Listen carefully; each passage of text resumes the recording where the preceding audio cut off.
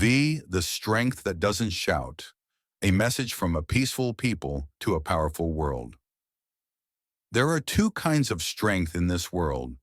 One makes a lot of noise, the kind that comes with tanks, warships, and shouting leaders waving flags in anger. It shows off, threatens, and tries to scare others. The other kind of strength is quiet. It doesn't need to prove anything. It's the kind that comes from patience, faith, and love for peace. That's the Filipino kind. We, the Filipino people, have faced every kind of storm. Typhoons, earthquakes, floods, and even people who tried to rule over us. But still we smile. Still we stand up. Still we help each other. We know pain, but we also know how to heal. We may not be powerful, but we are strong. Strong in spirit, strong in heart. That's why what's happening now hurts deeply. Across the sea, a giant nation flexes its muscles. It claims what is not its own. It uses big ships to scare small fishermen. And for what? Not because it must, but because it can. It's unfair. It's dangerous. And most of all, it's unnecessary. Because the Filipino people have never wanted war. We just want peace. We just want to fish in our own waters, feed our families, and live without fear. We never wanted to conquer. We only wanted to coexist. 1. The sea that connects, not divides. The West Philippine Sea is not just water to us. It's life. For generations, it has been our pantry, our playground, our prayer. It's where fathers taught their sons how to read the waves, and where grandfathers told stories of courage under the stars. That sea has fed our families for centuries. It has heard our laughter, our struggles, and our songs. It is not just a border, it is part of who we are. But today, that same sea has changed. Big ships now roam where our small boats used to sail freely. Massive vessels shadow our fishermen. Water cannons replace the gentle spray of the waves, and radio warnings echo instead of birds and wind. What crime did we commit? We did not invade. We did not steal. We simply lived where we have always lived. To use power against peace is not only arrogance, it is blindness.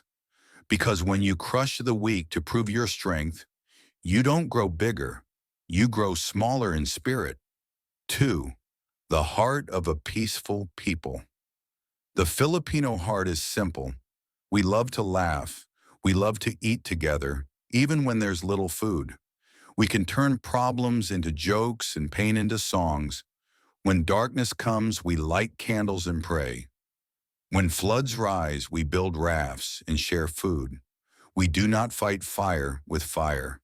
We fight it with faith. We can forgive easily, but we do not forget fairness. Our patience is not weakness. Our silence is not surrender. Our hospitality is not submission. We believe in peace, but not peace built on fear. Because peace without justice is not peace at all. It is quiet oppression. It breaks the soul more than any war. So when we say we want peace, it doesn't mean we will bow down. It means we will stand up with calm hearts and clear conscience. 3. Power without mercy. History keeps repeating itself. Empires rise, promising harmony and order. But behind their smiles, they plant fear. In our time, we see it again. A new empire grows, not shouting freedom, but whispering control. It sends ships, builds bases, and draws maps that erase our own. They talk about friendship, yet act like owners. Power without mercy is cruelty, and cruelty pretending to be peace is tyranny. You cannot claim to be a friend while you hold a gun at your neighbor's face. This is not just about sovereignty, it's about humanity. When a strong country bullies a small one, the whole world becomes smaller. It loses dignity, it loses hope. But those who stand for what is right, even without armies or money, They remind the world that conscience still matters. 4. The unseen war. The war today is not fought with missiles. It's fought with fear. It's a psychological war.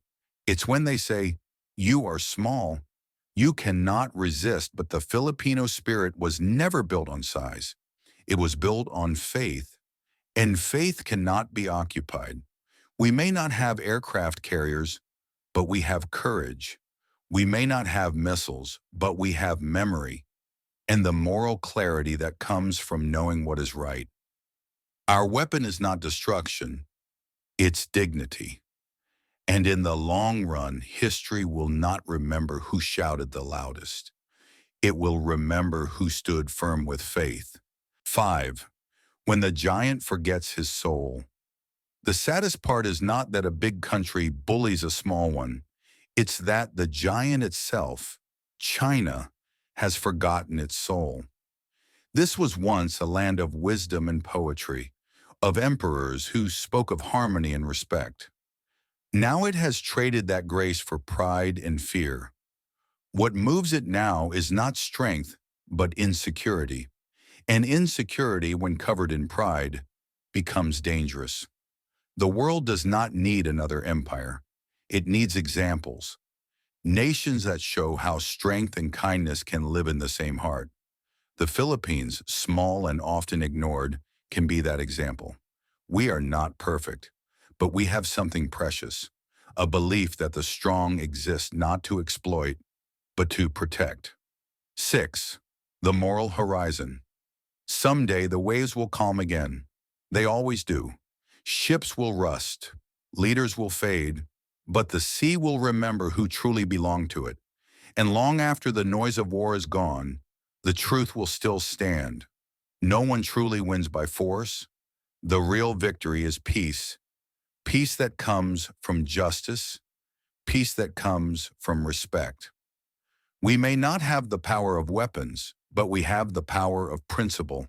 And that power, once rooted in conscience, cannot be destroyed. Empires fall when they forget empathy. But faith, fairness, and freedom, these last forever. 7. The Filipino way forward. We will not mirror arrogance with arrogance. We will not fight insult with insult. We will answer with dignity and faith. We will continue to follow international law, to honor our treaties, and to keep our hands open in peace, but never bowed in fear. A small nation can stand tall when it stands on truth. A peaceful people can be powerful when united by conscience. Our fishermen may sail wooden boats, but they carry the dignity of a free people. And no superpower can sink that. Because you can block a boat, but you cannot block the human spirit. You can take an island, but you cannot take away a people's courage. And you can silence a voice, but not the truth it speaks. 8. Closing reflection. The bamboo and the tower.